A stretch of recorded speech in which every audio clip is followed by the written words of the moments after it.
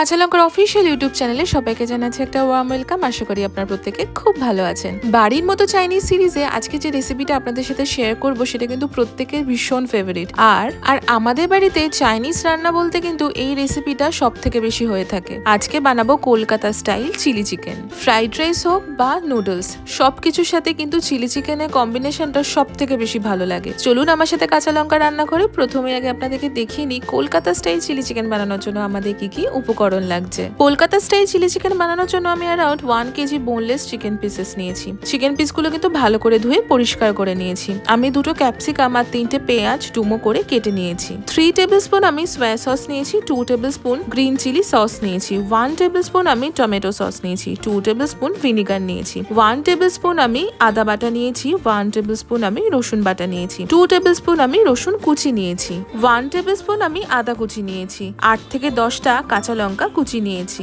আর লম্বা করে কাটা কাঁচা লঙ্কা নিয়েছি আমি 4 থেকে 5টা। স্প্রিং অনিয়ন নিয়েছি আমি পরিমাণ মতো। 2 টিস্পুন আমি ময়দা নিয়েছি, 2 টেবিলস্পুন কর্নফ্লাওয়ার নিয়েছি, 2 টেবিলস্পুন আমি গোলমরিচের গুঁড়ো নিয়েছি, 1 টেবিলস্পুন আমি চিলি ফ্লেক্স নিয়েছি, স্বাদ মতো নুন নিয়েছি, আর সবশেষে নিয়েছি আমি 2টো ডিম। কলকাতা স্টাইল চিলি চিকেন বানানোর জন্য আমাদের কিন্তু এ কটাই উপকরণ লাগছে। এবার চিলি চিকেন বানানোর প্রথম স্টেপে চলে যাই, চলুন। কলকাতা স্টাইল চিলি চিকেন বানানোর ফার্স্ট স্টেপ হলো টু ম্যারিনেট দ্য চিকেন। আমি একটা বড় মিক্সিং বাউল নিয়েছি, তাতে প্রথমে রসুন বাটা দিয়ে দিলাম, তারপর দিলাম আদা বাটা, সাথে দিয়ে দিলাম আমি চিলি ফ্লেক্স। চিলি ফ্লেক্সটা কিন্তু অপশনাল। তারপর দিলাম 1 টেবিলস্পুন মতো গোলমরিচের গুঁড়ো, স্বাদ মতো নুন দিলাম, সাথে দিয়ে দিলাম ময়দা, আর দিলাম 1 টেবিলস্পুন কর্নফ্লাওয়ার। এবার সবকিছু খুব ভালো করে একটু মিক্স করে নেব। আমি কিন্তু যখনই বাড়িতে চিলি চিকেন বানাই তখনই কিন্তু চিলি চিকেনের যে চিকেনটা যেটা আমি রেডি করছি, চিকেনটা তাকে ভেজে নিতে হবে, তার কোটিংটা কিন্তু আমি খুবই পাতলা রাখি। আমার মনে হয় পাতলা কোটিং থাকলে খেতে সব থেকে বেশি ভালো লাগে। দেখুন সবকিছু ভালো করে মিশিয়ে নিয়েছি। এবার আমি এতে 2টো ডিম দিয়ে দিলাম। ডিমটা ভালো করে একটুখানি সবকিছুর সাথে মিশিয়ে নেব। আর আমি সবশেষে খুবই সামান্য অ্যাবাউট আ টিস্পুন মতো ভিনিগার দিয়ে দিলাম। আপনাদের কাছে ভিনিগার না থাকলে এই সময় লেবুর রসও কিন্তু ব্যবহার করতে পারেন। সবকিছু ভালো করে মিশিয়ে নেব। আমাদের ব্যাটারটা কিন্তু রেডি হয়ে গেছে। এবার আমি এতে একে একে চিকেন পিসগুলো দিয়ে দিলাম। আমি কিন্তু বোনলেস চিকেন দিয়ে চিলি চিকেনটা বানাচ্ছি, তবে আপনারা চাইলে কিন্তু উইথ বোন পিসেও চিলি চিকেনটা বানাতে পারেন, সেটাও কিন্তু খেতে বেশ ভালো হয়। চিকেন পিসগুলো দিয়ে বেশ ভালো করে একটু ম্যারিনেট করে নেব, তবে এই ম্যারিনেশনটা 15 থেকে 20 মিনিট রাখলেই কিন্তু হবে। এবার আমি চিলি চিকেন বানানোর দ্বিতীয় স্টেপে যাই। আমি একটা মিক্সিং বাউলে সয়া সস নিলাম টমেটো সস, ভিনিগার নিলাম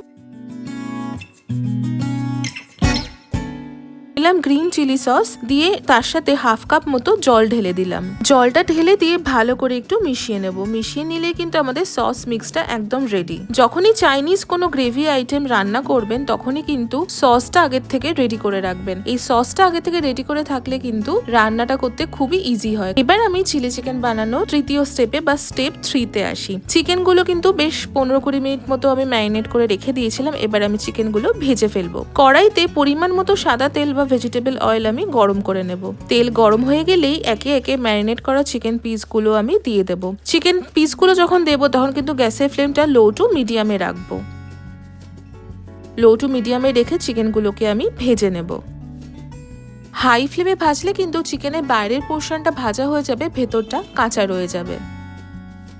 চিকেন পিসগুলো এপিট ওপিট ভালো করে ভেজে নেব। ভাজা হয়ে গেলেই কিন্তু তুলে রাখবো একটা প্লেটে আমি আগে থেকে টিস্যু পেপার দিয়ে রেখেছিলাম যাতে অতিরিক্ত তেলটা সোক করে নেয়। আপনাদের একটা কথা বলি, এই যে চিকেন পিসগুলো ভেজে ভেজে প্লেটে তুলে রাখছি, এগুলো কিন্তু শুধু শুধু খেতেও দারুণ লাগে, একদম চিকেন পাকোড়ার মতো। বাড়িতে যখনই রান্না হতো ছোটবেলা থেকে বা নিজে যখন এখন রান্না করি, 2-3 পিস কিন্তু এমনি খেয়ে ফেলি। দেখুন আপনাদের সাথে গল্প করতে করতে সবকটা চিকেন আমার ভাজা হয়ে গেছে। এবার চলে আসি ফাইনাল পার্টে, অর্থাৎ চিলি চিকেনটা রেডি করে ফেলি। যে কড়াইতে চিকেনগুলো ভাজছিলাম আমি কিন্তু সেই কড়াইটাতেই রান্না করব, তবে তেলের পোর্শনটা কিন্তু অবশ্যই অনেকটাই কমিয়ে নেব। তেলটা কমিয়ে নিয়ে আমি 2 টেবিলস্পুন মতো সাদা তেল রেখে দিলাম। তেলটা কিন্তু যথেষ্ট গরম আছে। আমি গরম তেলেই রসুন কুচি দিয়ে দিলাম, সাথে দিলাম আমি কাঁচা লঙ্কা কুচি আর আদা কুচি।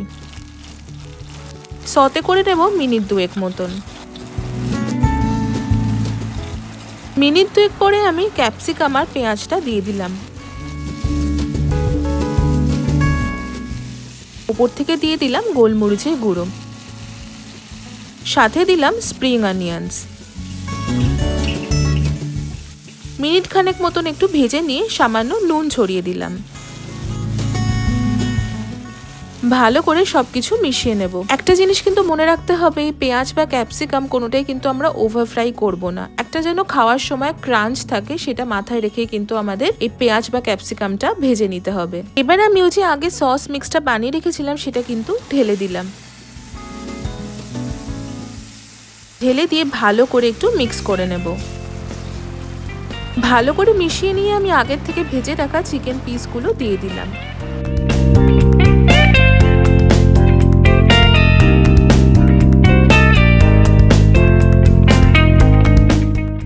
চিকেনের সাথে সসের মিক্সটা কিন্তু একটু ভালো করে আমি মিশিয়ে নিচ্ছি।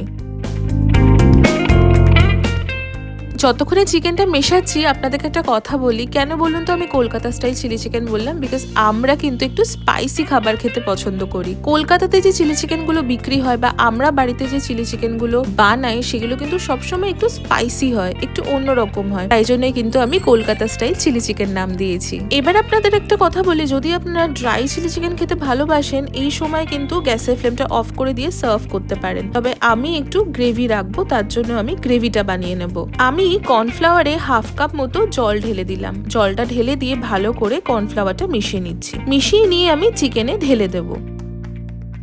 তবে তার আগে আমি চিকেনে হাফ কাপ মতো গরম জল ঢেলে দিলাম। ঢেলে দিয়ে এবার কর্নফ্লাওয়ারের মিক্সটা ঢেলে দিলাম। ভালো করে একটু মিশিয়ে নেব।